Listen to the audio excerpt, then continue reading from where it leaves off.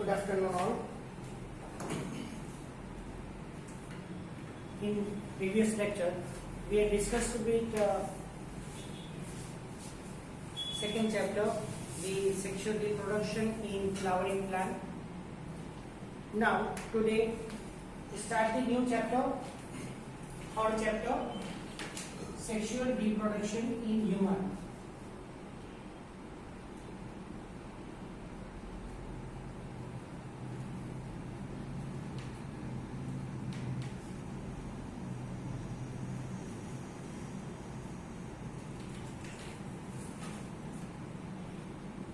Reproductive system in human being.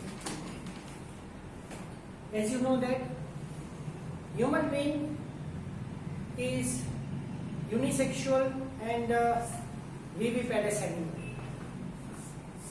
Give the birth to young one. Similarly here, as you know that there is a difference between male and female externally as well as internally. So, first of all, I want to tell you the difference between this male and female one.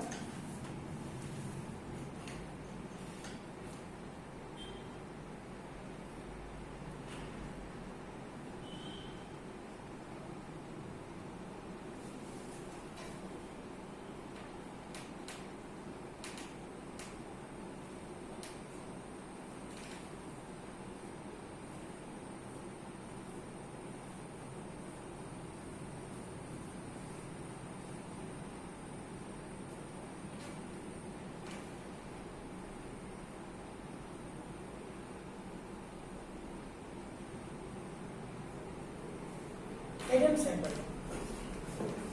You know that the protrude means comes out.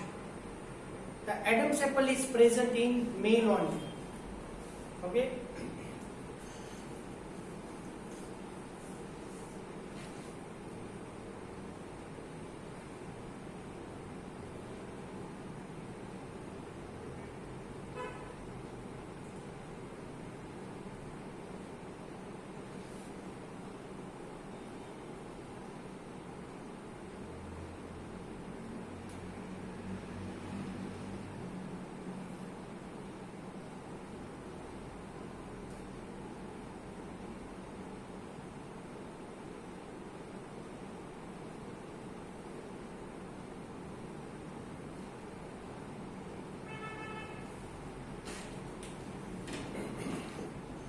Shoulder girdle is broad in males and pelvic girdle is broad in female to bear the embryo, to give the proper space to the developing embryo. Fine. Then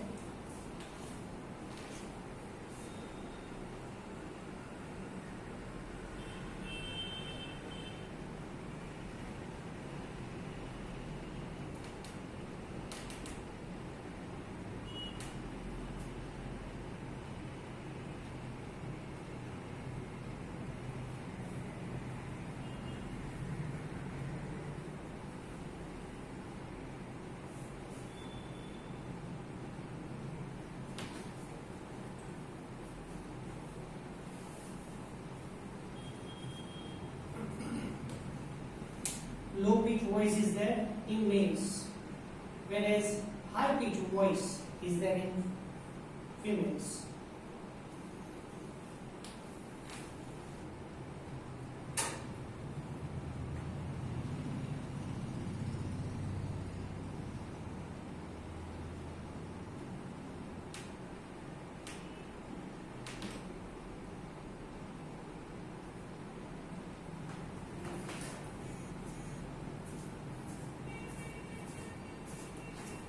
Aggressiveness is more in males than the females.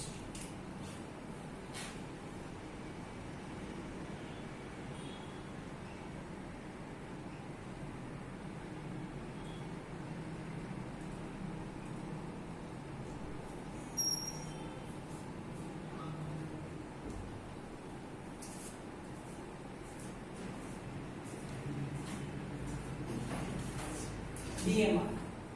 Basal metabolic rate, that is the required energy to do the body work per day time. Okay, so BMR, basal metabolic rate, it is actually controlled by the thyroid gland. BMR is higher in males to 2500 to 3000 kilocalorie per day, whereas in females BMR is low,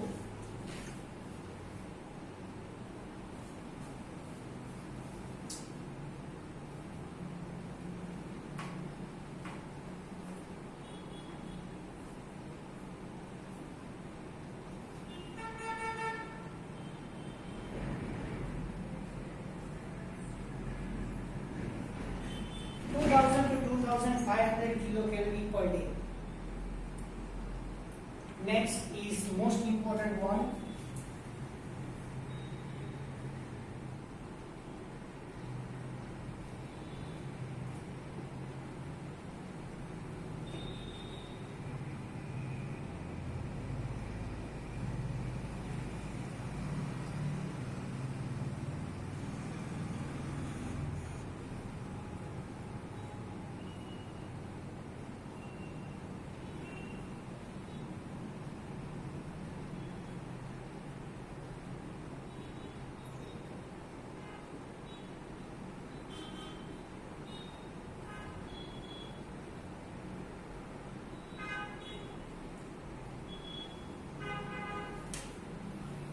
mammary gland is well developed and functional in females,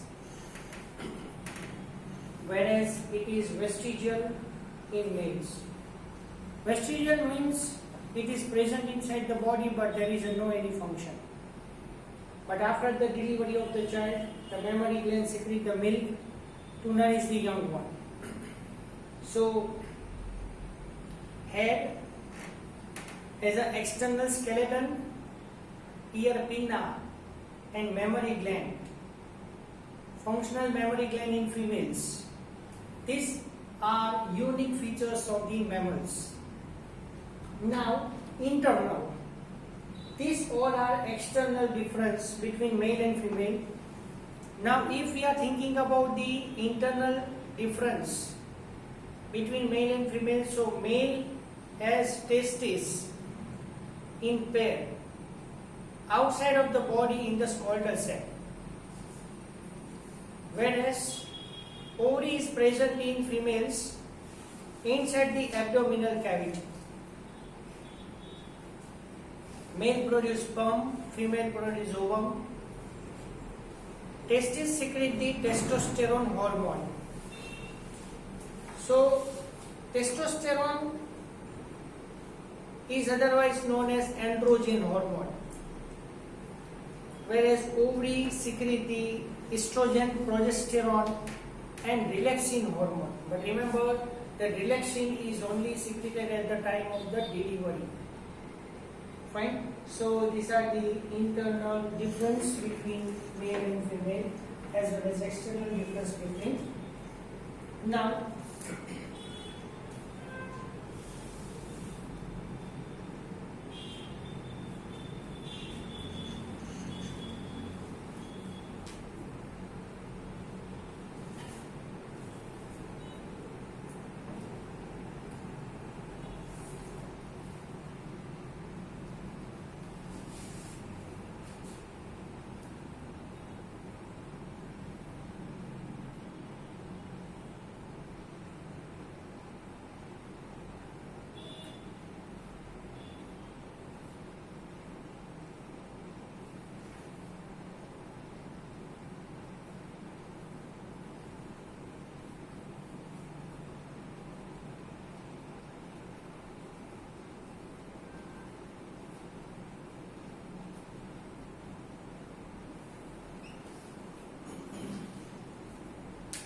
study of all the processes.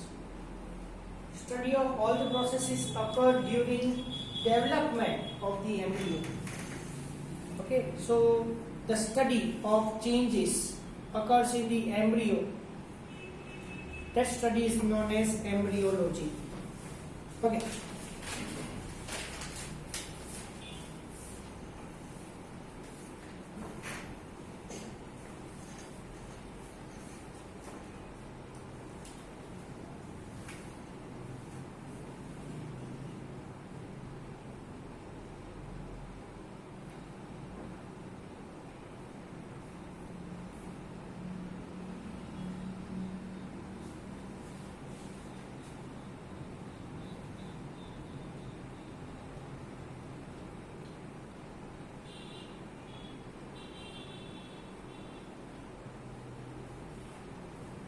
During intrauterine life,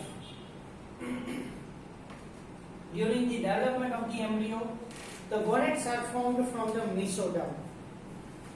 Now, we are talking about in detail of male reproductive system.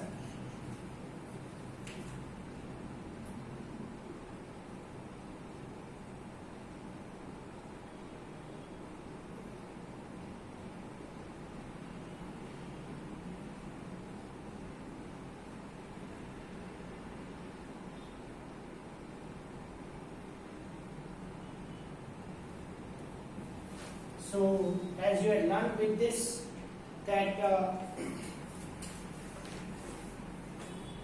in this chapter, first of all, male reproductive system, then female reproductive system, then gametogenesis, that is spermatogenesis in males, oogenesis in female, fine, then menstrual cycle, then fertilization and implantation, and then embryo development, and then at last parturition and lactation. This many topics are included. Fine. So first of all, male reproductive system. So as you know that the testes are formed in the abdominal cavity. During the embryonic development in males, if male baby is there, so testes are developed inside the abdominal cavity. But abdominal cavity is connected to the skeletal sac through inguinal canal. At the time of the birth, both the testes move from the abdominal cavity along with its blood vessels, lymphatic ducts, nerves, everything associated with the testes, that all comes down, that all come down into the skeletal sac. So this is known as protruding of the testes inside the skeletal sac. Testes present inside the skeletal sac. Why? Because it provides 2 to 3 degrees Celsius lower temperature than the body temperature to facilitate the spermatogenesis. Okay, so here 2 to 3 degree, or in textbook it is given there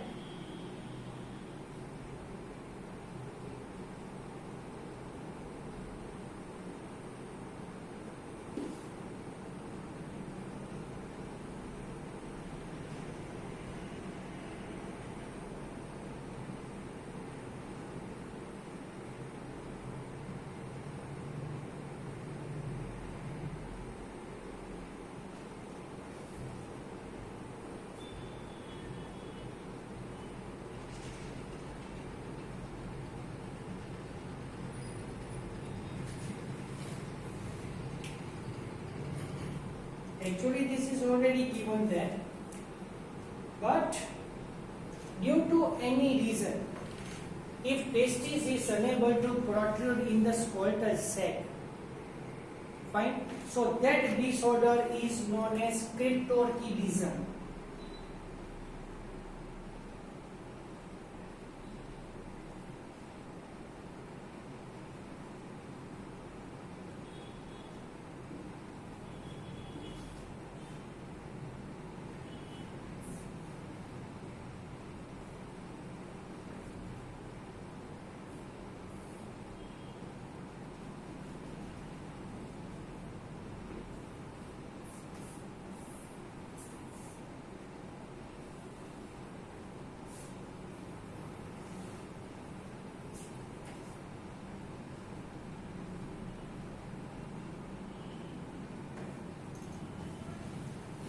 Okay, if testis is unable to come in the skeletal sac, so that procedure is known as cryptorchidism. But here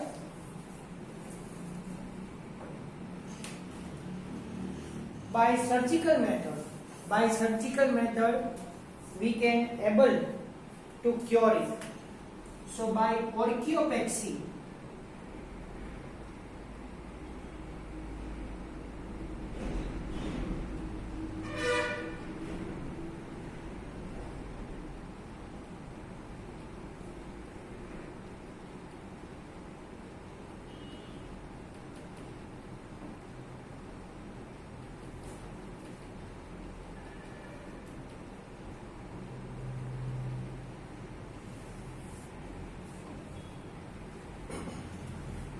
generally what happens that if testis is unable to protrude in the skeletal sac, so that deformity is known as cryptorchidism.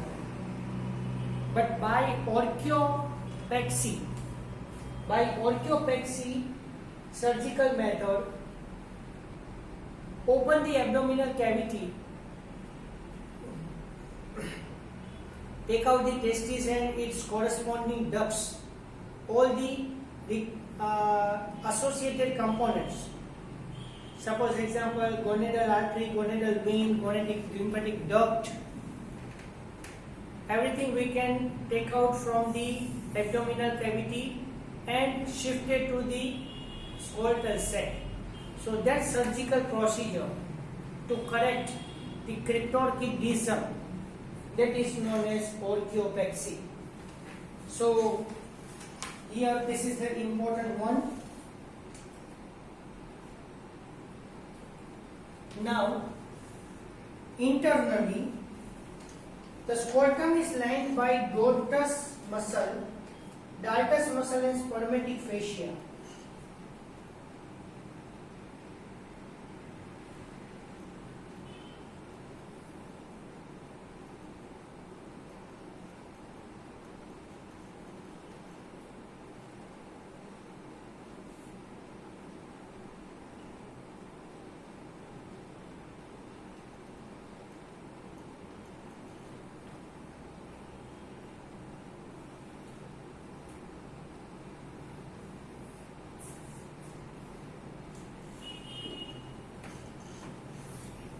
Internally, the scrotum is lined by dartus muscle and spermatic fascia.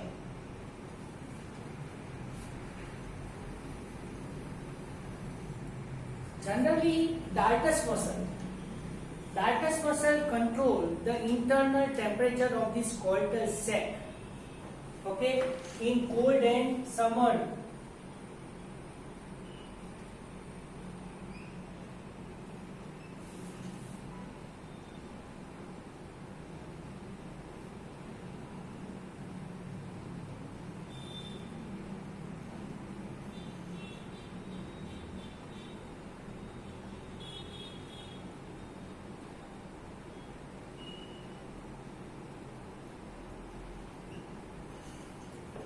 So dartus muscle helps to regulation of the temperature, known as a thermoregulation in the skeletal sac.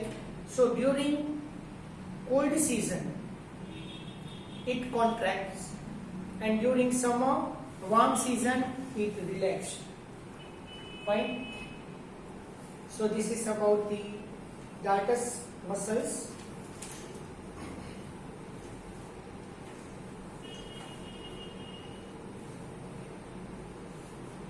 Cremaster muscle inside the wall of the skeletal sac and inguinal canal.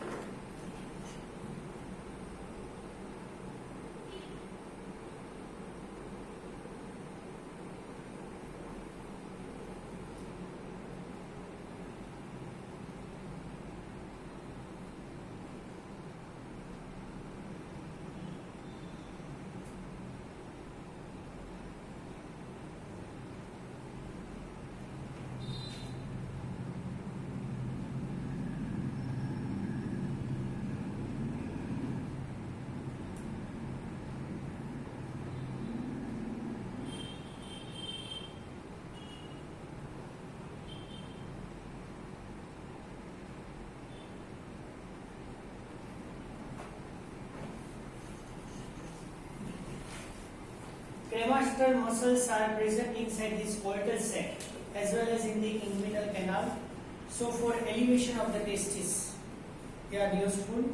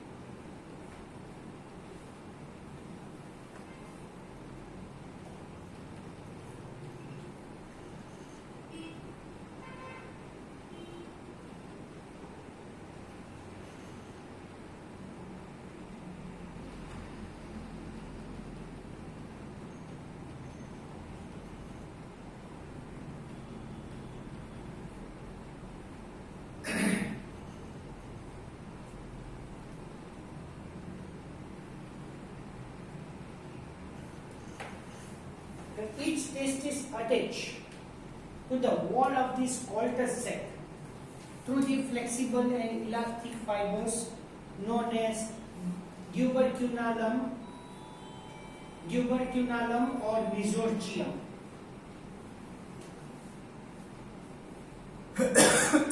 Now, the associated ducts, associated all the tubes related to testis is known as spermatic cord.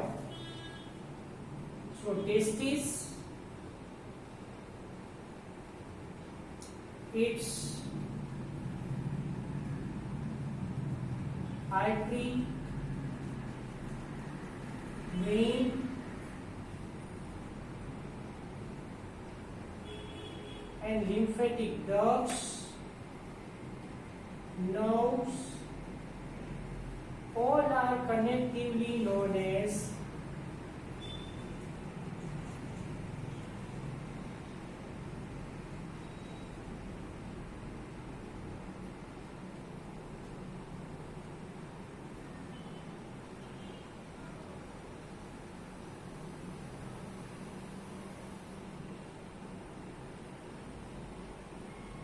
spermatic cord.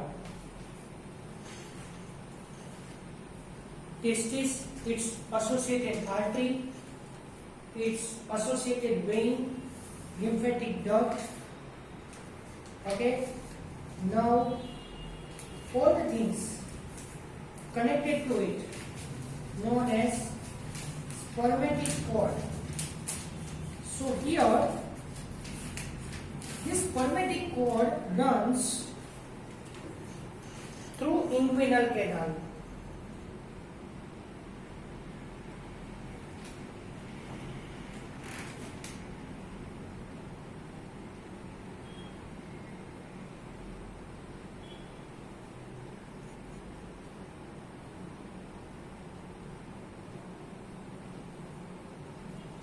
So generally, inguinal canal is helpful for protrude the testis, fine, at the time of the delivery of the child, but naturally this inguinal canal possesses the spermatic cord.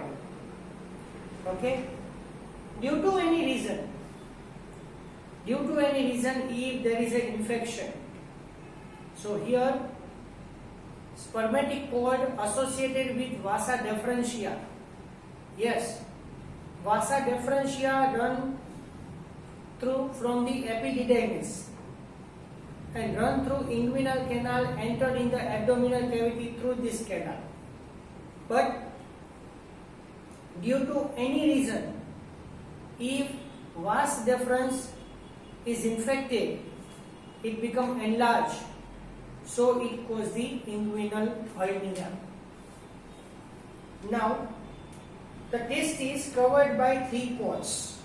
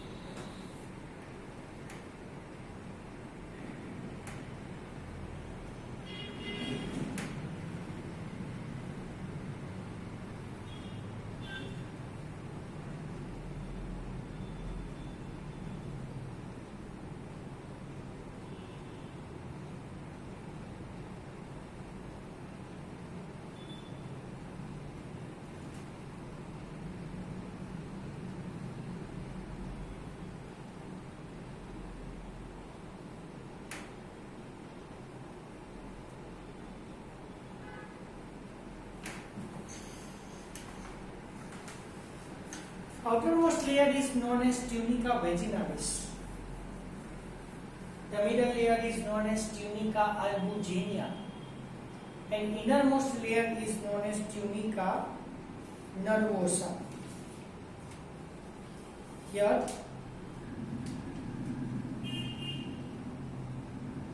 tunica albuginea is the main covering of the testis, which gives the protection to it, right? And outermost tunica vaginalis also give the protection. Here,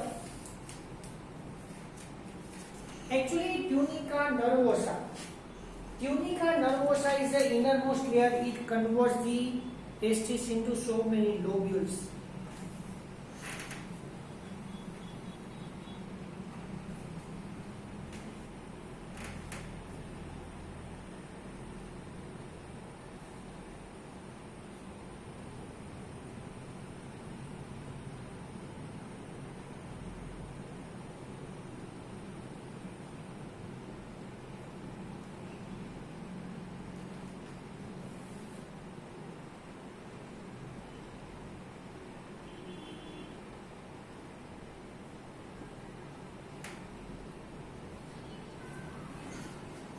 Okay, each lobule consists 1, 2, 3 seminiferous tubule.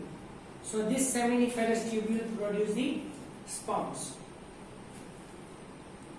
Now here, all the seminiferous tubules join together and form straight tubule, or we say that tubulin active.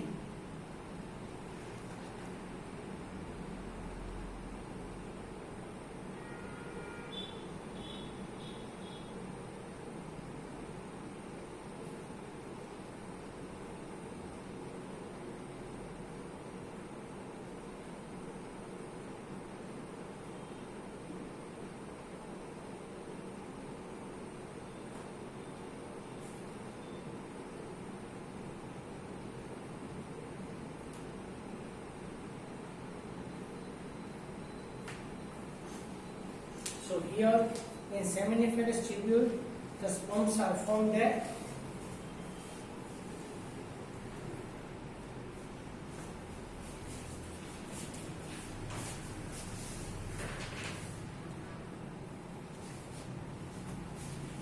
Now, next thing, there are so many tubular acti.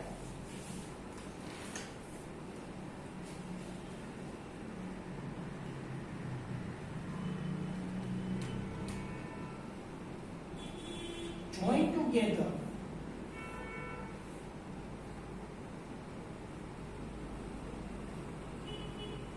to form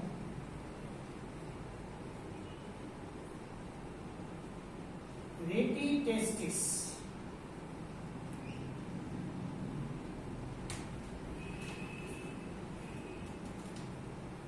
This all the tubules join together and form the retitestis. And here, retitestis join to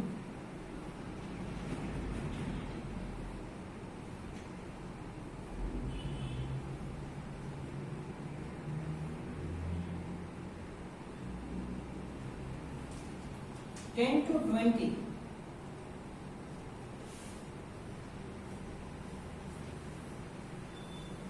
vasa efferentia, also known as ductuli efferentis.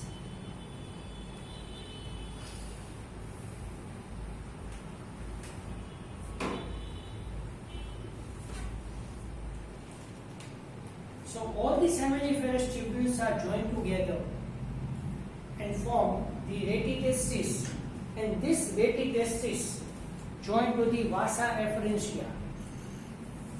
Generally, this vasa efferentia collect the sperms from the seminiferous tubule. Actually, you had learned these seminiferous tubules consist 3 types of the cells. Germ cell Yes, if you know that all the gametes, male and female gametes, are formed from the primordial cells. Primordial cells are diploid in nature. So under meiosis division, it passes through it and produces the sperm. Fine. So the initial collecting duct known as vasa efferentia, also known as ductuli efferentis.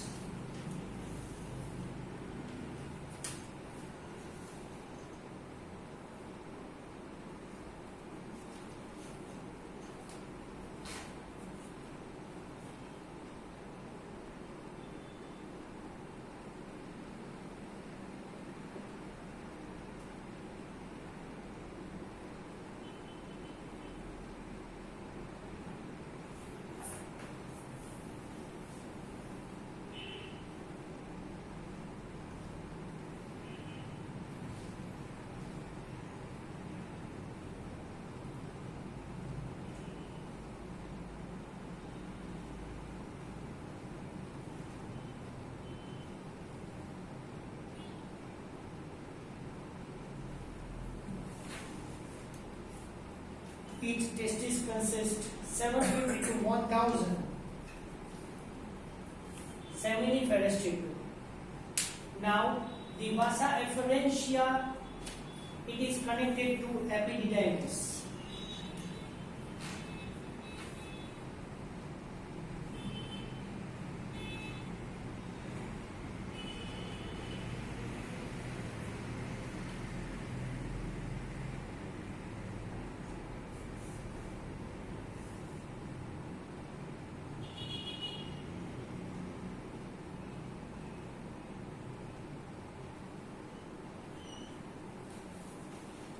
The more important one, that epididymis is 6 meter long.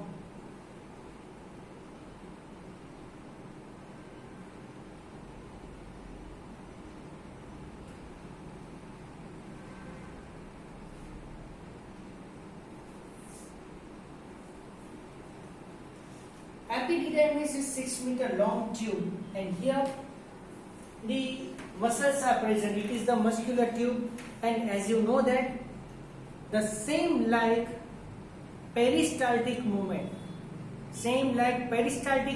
occurred in epididymis. So at the time of sexual excitement, okay, at that time peristaltic movement occurs in epididymis and release the sperm. So epididymis give the location, site and maturation, site for maturation of the sperm. So actually in seminiferous tubule the sperms are formed, those are immature sperms. So in epididymis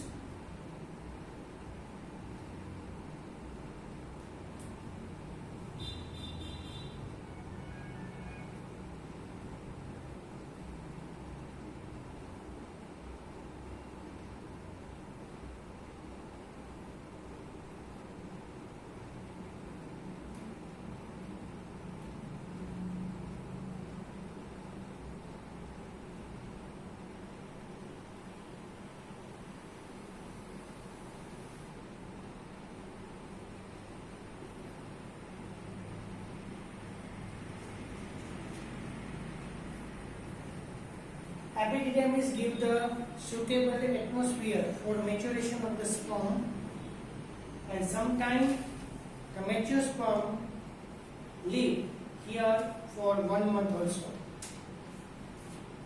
So here 3 parts are there.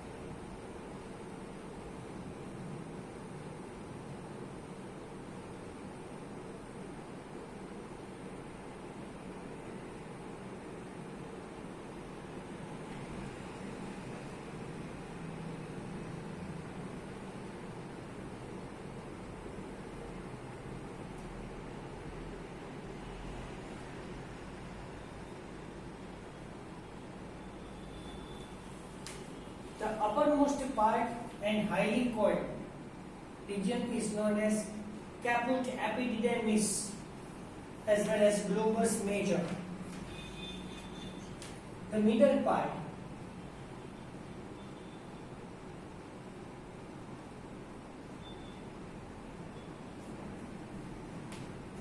corpus epididymis.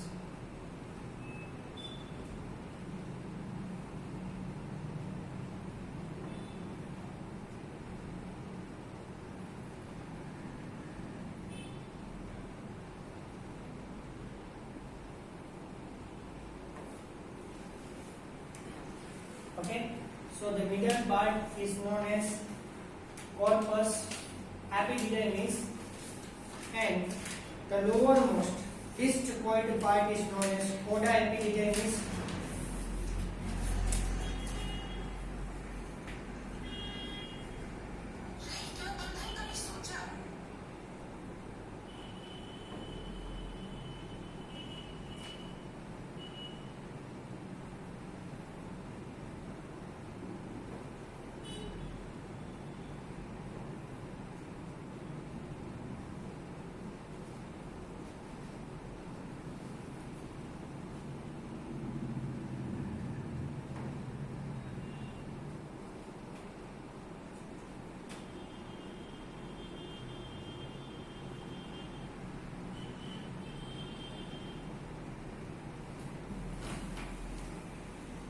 It is also known as coda epididymis or globus minor, the basal part.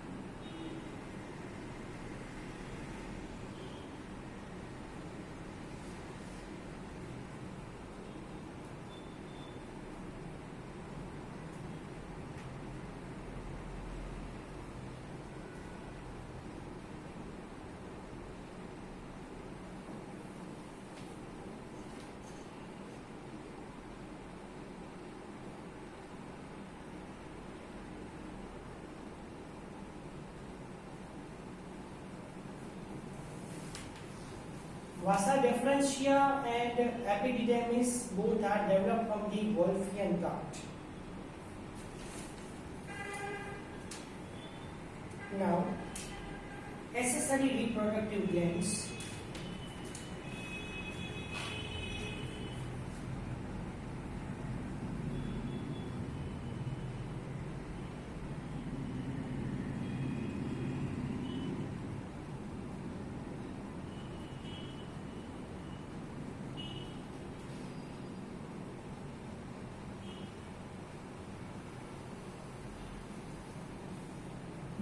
Accessory reproductive glands means the glands are not present in the reproductive part, reproductive tract of male, but their secretion is very, very essential for maintenance of the maturation, mobility, fine, and life of the sperm. So here accessory reproductive glands are three.